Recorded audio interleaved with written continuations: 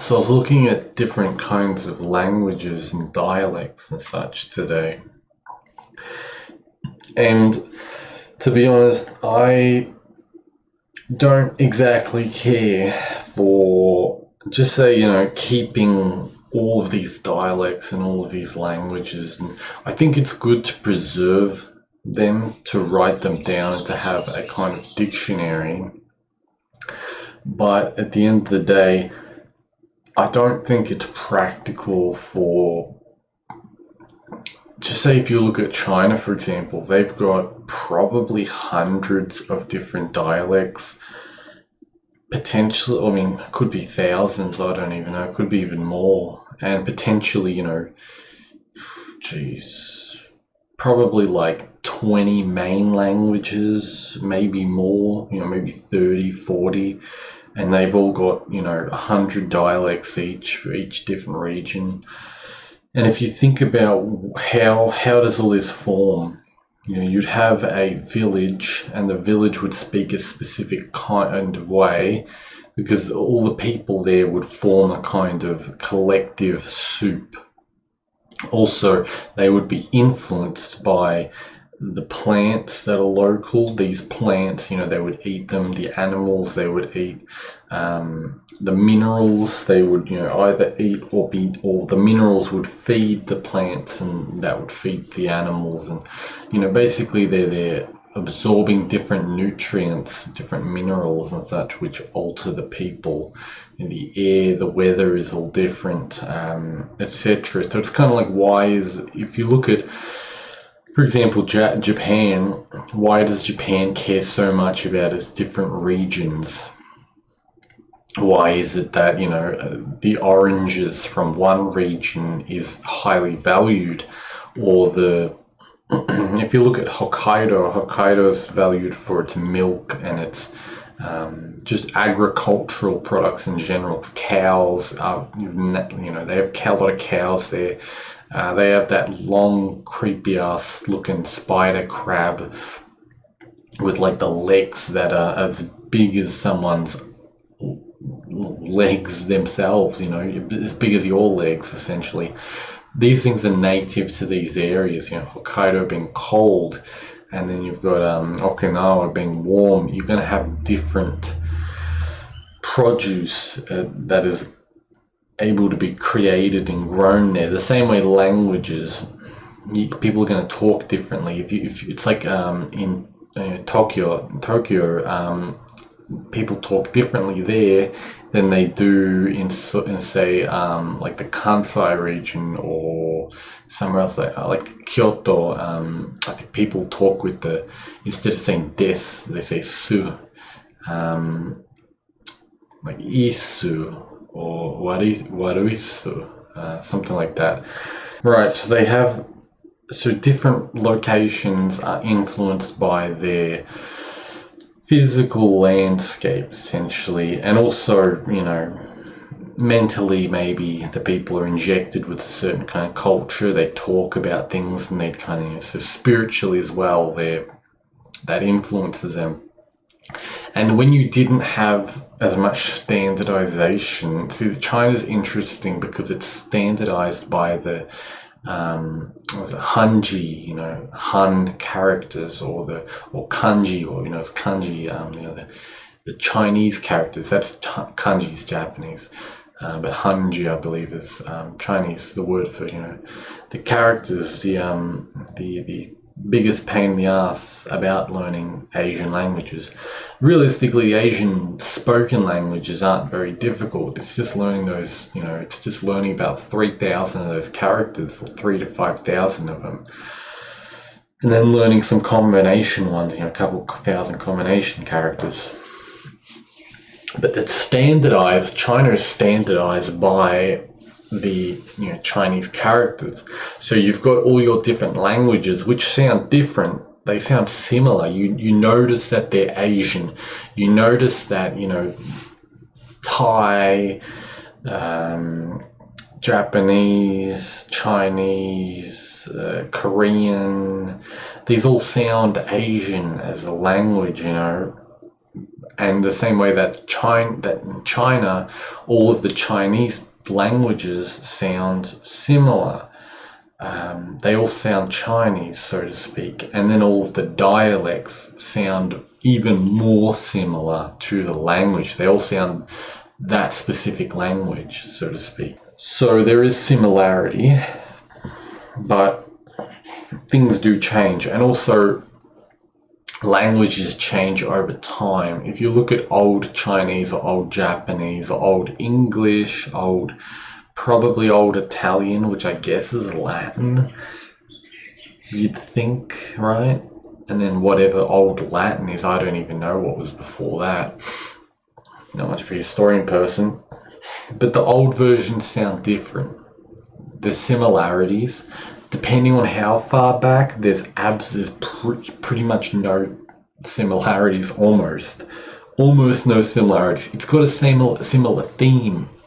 The same way that all the Asian languages have a kind of similar theme. All the Chinese languages have a similar theme, and the dialects have a similar theme. But, you know, things changed, I guess you'd say, which is a good reason why keeping the same written style is good. Even though written styles do change, because then if you have the same written style, you can kind of still read the same languages, the older version of the language, even if you don't know the pronunciation. Well, depends. In an English language, you can't really. In the Chinese language, you kind of can. But if you look how different the Chinese written script is 1,000 years ago, 2,000 years ago, you can really see how different it is. Like, it's really different. It's not, I mean, it's the same kind of theme, the same kind of feeling, the same kind of thing. But just looking at, you know, simplified Chinese, it's different now. The characters are, I guess, simplified.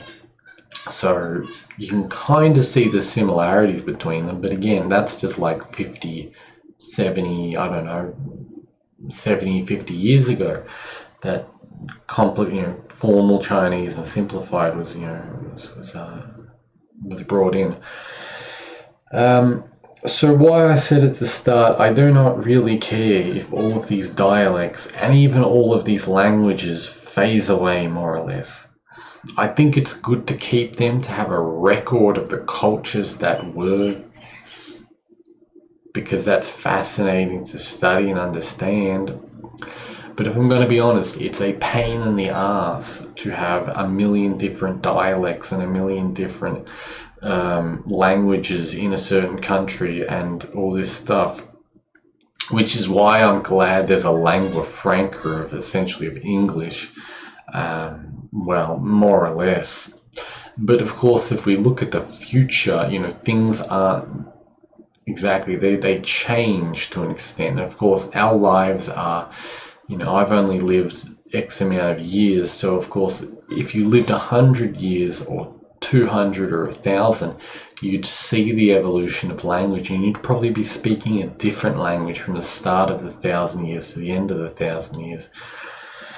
Maybe you would have gone through a couple, like 3 languages or 5 languages, just because the region you lived, maybe it was, you know, conquered. If places are conquered, they speak a different language.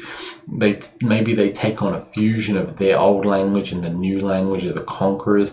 If that place conquers a place, maybe the language that they conquered, of the country that they conquered, influences the original country which invaded and conquered them to some extent. That can happen.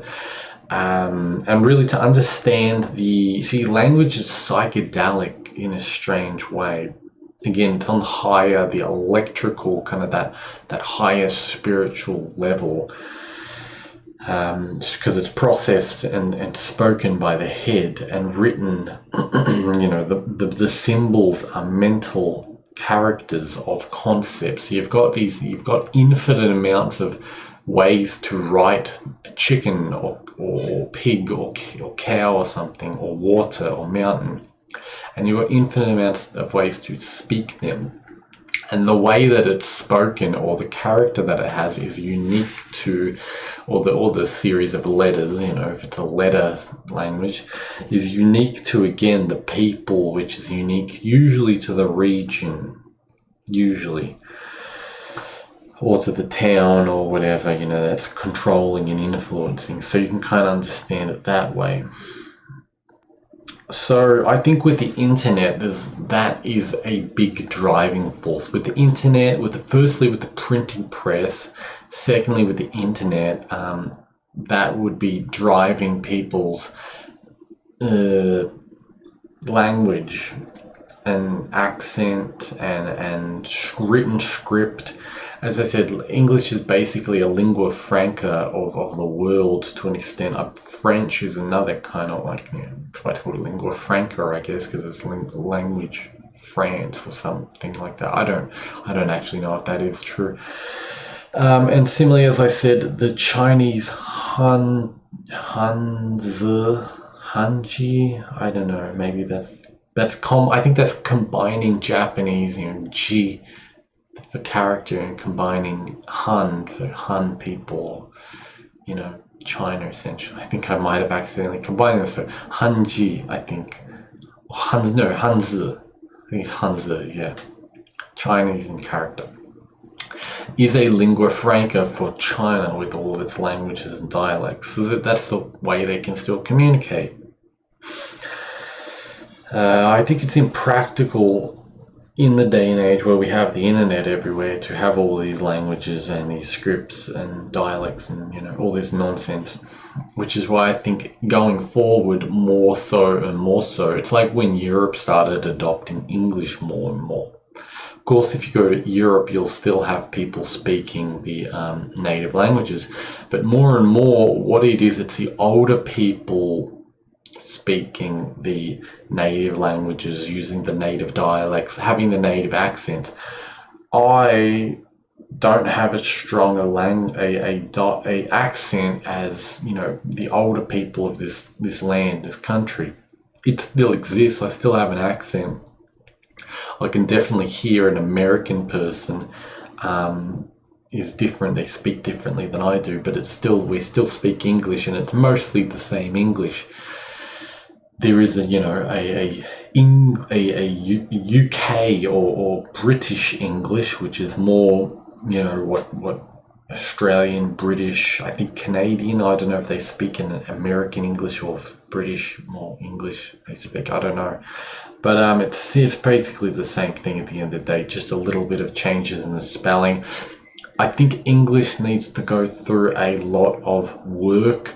The way we write words needs to be the way we spell them. I think that's the most ridiculous thing, and it's because English again is a chimeric language. I believe it's a fusion of all these languages.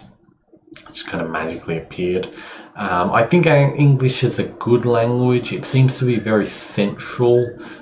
When you speak it, different languages activate different parts of the mind, the brain, the body, different angles. English seems to be fairly centralized compared to a lot of other languages. I notice English, it's a very specific, you can say things as you mean them, you can say very specific things. If you look at like the Asian languages, it's less complicated, it's less specific. And I would imagine the, African, Middle Eastern languages are also not as specific as English. Again, a language picks up words and concepts from its natural region, the regions they trade with, the local areas.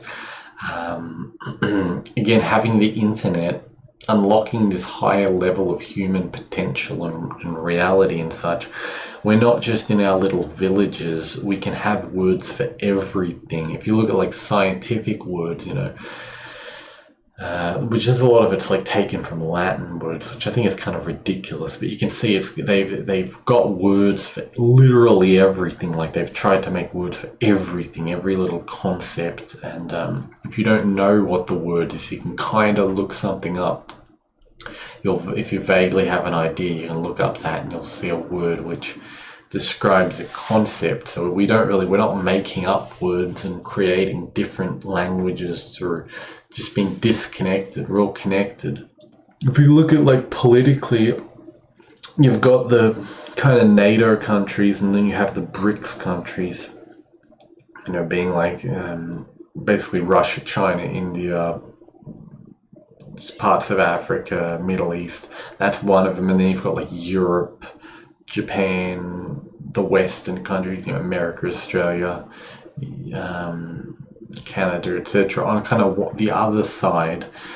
And I imagine you'll have like these kind of sides will have dominant languages throughout them, like English and French on the more NATO side, and then the other one will be like Chinese, Mandarin Chinese, Russian, probably English as well, and Arabic, and in like Hindi. And then it'll be condensed down again into just like 2 or 3 and then 1 eventually, until everyone's just speaking. And then these two sides will eventually probably come together, or I don't know, one will go under the earth or something like that. Who knows? It depends on how things work. But eventually there will be some universal lingua franca, be it English, be it Chinese, which everyone can speak. I guess technically it's already English. Pretty much anywhere in the world you go, someone knows how to speak some English. I don't know how. It's just this magical thing. It's like the idea of the monkeys. You teach one island of monkeys how to use pickaxes or hammers, and the other island magically knows how to use them because of the telepathic connection between them. I think English kind of dominated in that, but now as the Western world has proved to be fairly degenerate and has basically fallen, is English, because it is the language of the West, is that going to fall? I think we will just have to wait and see. Anyway, I hope you have enjoyed that. Of course, check the links in the description if you're interested in social and commercial things, and have a nice day.